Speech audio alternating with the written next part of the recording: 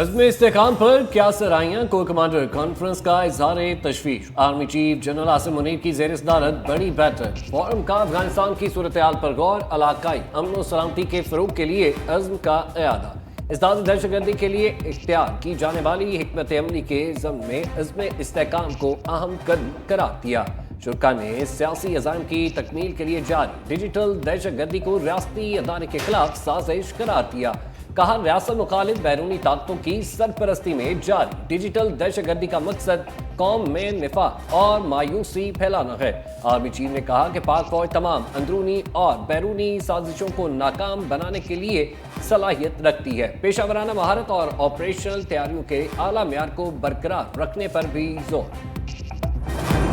تحریک انصاف حکومتی اے پی سی میں شریک ہوگی، بانی پی ٹی آئی نے اجازت دے دی۔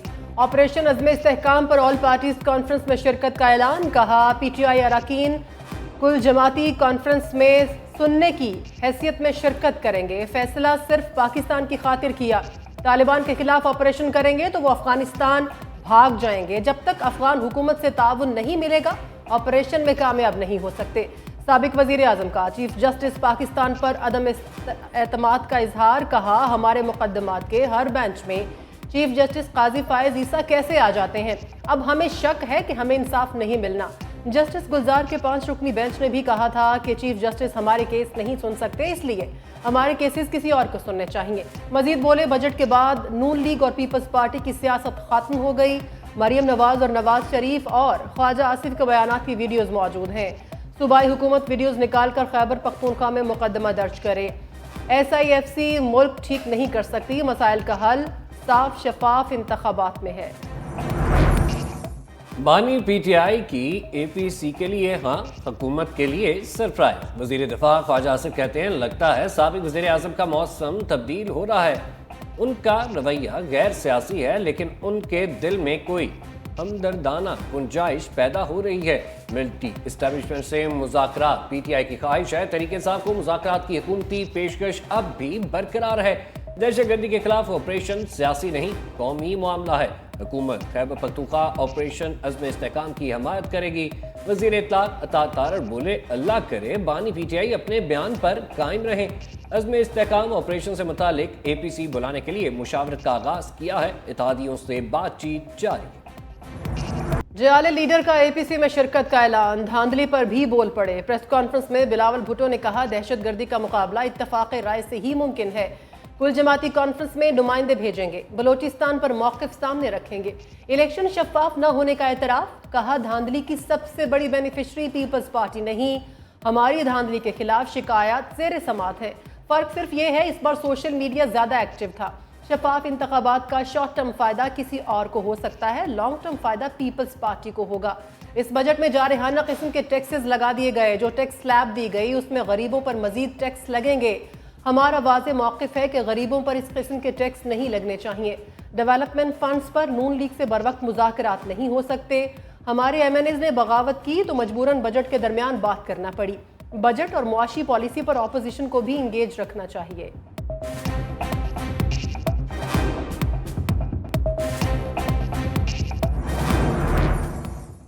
بانی پی ٹی آئی کی جیل میں ناروا سلوک پر بھوک ہڑتال کی دھمکی۔ غیر رسمی گفتگو میں کہا وکلا اور پارٹی سے مشاورت کے بعد بھوک ہڑتال کی تاریخ کا اعلان کروں گا۔ پارٹی رہنما جمعرات کو ملاقات کے لیے آئے لیکن سپرنٹینڈنٹ جیل نے اجازت نہ دی۔ دونوں گروپس کو اختلافات ختم کرنے کے لیے جیل بلایا تھا۔ قائدین کو پیغام ہے اختلافات عوام میں لے کر نہ جائیں۔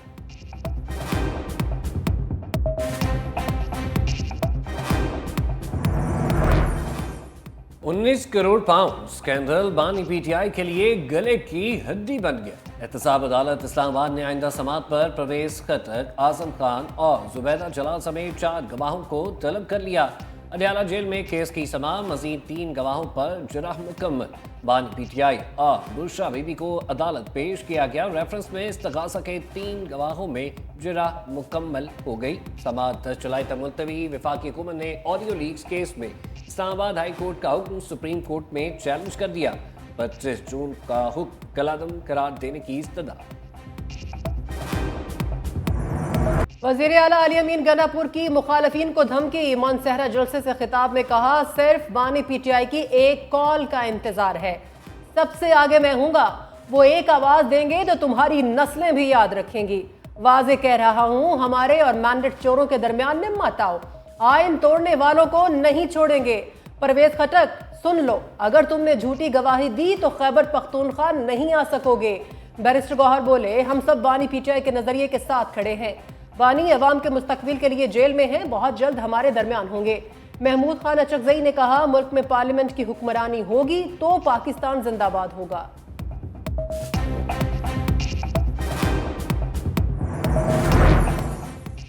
مہنگی بجلی کا شارٹ سرکٹ، عوامی امیدیں جھلس گئیں، قیمت میں مزید 3 روپے 33 پیسے فی یونٹ اضافہ، نپرا کی جانب سے نوٹیفکیشن جاری، اضافہ ماہانہ فیول ایڈجسٹمنٹ کی مد میں کیا گیا۔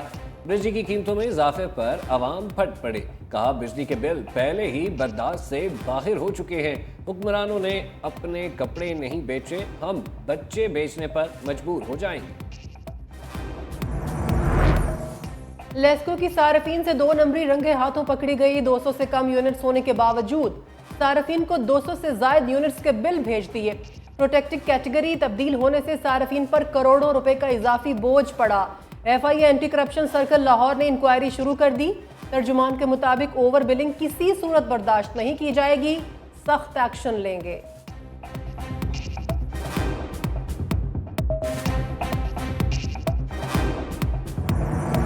ہڑتال ناکام، پیٹرولیم ڈیلرز ایسوسی ایشن بیک فٹ پر آ گئی، ملک بھر میں پیٹرول پمپ کھولنے کا اعلان کر دیا۔ چیئرمین پیٹرولیم ڈیلر ایسوسی ایشن نے دعویٰ کیا کہ ہماری ہڑتال کامیاب رہی، مالاکنڈ ہزارہ میں شدید بحران پیدا ہوا، سیاح پھنس گئے، عوام کی تکلیف دیکھ کر ہڑتال ختم کرنے کا اعلان کیا۔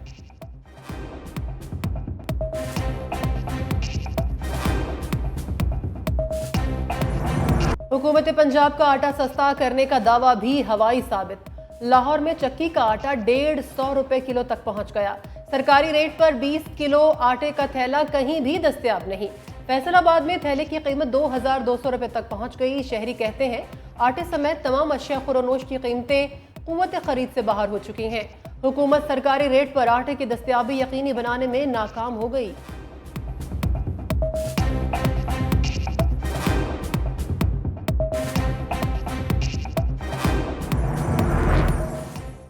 اسلام آباد ہائی کورٹ کا ایکشن، رفاقت نولی کو رہائی مل گئی، حادثے میں جاں بحق نوجوان کے والد کی احتجاج پر گرفتاری، عدالت برہم، چیف جسٹس عامر فاروق کی ایڈوکیٹ جنرل اور آئی جی اسلام آباد کی سرزنش، استفسار کیا کیا ایف آئی آر ہے؟ ایڈوکیٹ جنرل نے جواب دیا رفاقت نولی اور دیگر لوگوں کے خلاف ایک مقدمہ درج ہے، یہ لوگ احتجاج کرتے ہوئے ریڈ زون جانا چاہتے تھے۔ چیف جسٹس عامر فاروق نے سوال کیا کیا وہ کوئی دہشت گرد ہے؟ کیا احتجاج کرنا جرم ہے؟ ایک آدمی کی 2 سال سے داد رسی نہیں ہوئی تو کیا کرے؟ آپ نے ان کے بندے اٹھا لیے، 2 سال ہو چکے، چلان جمع نہیں ہوا، یہ نظام کی ناکامی ہے۔ آئی جی اسلام آباد نے کہا جس گاڑی سے ایکسیڈنٹ ہوا وہ جسٹس شہزاد احمد خان کی فیملی کے استعمال میں تھی، بازیابی کی درخواست عدالت کے ساتھ ملتوی۔ رفاقت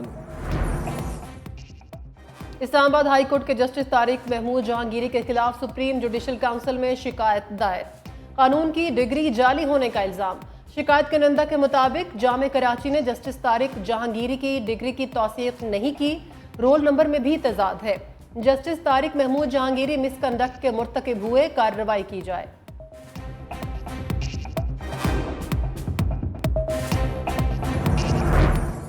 پاکستان سٹاک ایکسچینج کے مینیجنگ ڈائریکٹر اچانک مستعفی، بورڈ آف ڈائریکٹرز کا ہنگامی اجلاس طلب، فروخ خان کا کہنا ہے بہتر مستقبل کے لیے استعفیٰ دیا، سٹاک ایکسچینج کا بورڈ قانونی طور پر استعفیٰ رد نہیں کر سکتا، فروخ خان سٹاک ایکسچینج کی تاریخ کے سب سے زیادہ تنخواہ لینے والے ایم ڈی تھے، ذرائع کا کہنا ہے ایم ڈی اور چیئرپرسن کے اختلافات استعفے کی وجہ بنے۔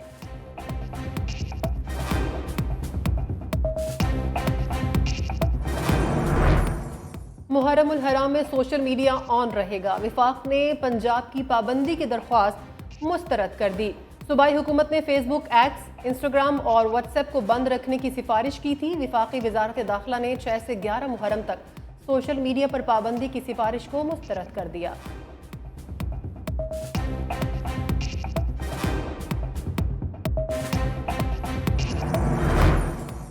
सिंध हुकूमत का मनशियात के खिलाफ कार्रवाइयों के लिए एंटी नारकोटिक्स विंग को मजबूत बनाने का अज़्म। वज़ीर आला सिंध मुराद अली शाह की ज़ेर सदारत नारकोटिक्स कंट्रोल से मुतालिक बैठक, सीनियर वज़ीर सिंध शरजील इनाम मेमन की इजलास में ब्रीफिंग। कराची के दाखिली रास्तों पर चेक पोस्टें कायम करने का काम शुरू कर दिया। शरजील इनाम मेमन ने कहा, चेक पोस्टों के क़याम का मकसद मनशियात की स्मगलिंग रोकने के निज़ाम को मौसर बनाना है। मुख्तलिफ स्ट्रेटेजिक मकामात पर नफरी की तैनाती फौरी तौर पर मौसर।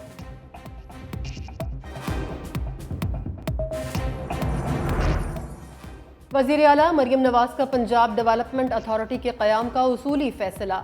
LDA हेडक्वार्टर्स के दौरे के दौरान गैर कानूनी हाउसिंग स्कीमों की लिस्ट तलब कर ली। MM आलम रोड की रीमॉडलिंग ब्यूटिफिकेशन की मंजूरी।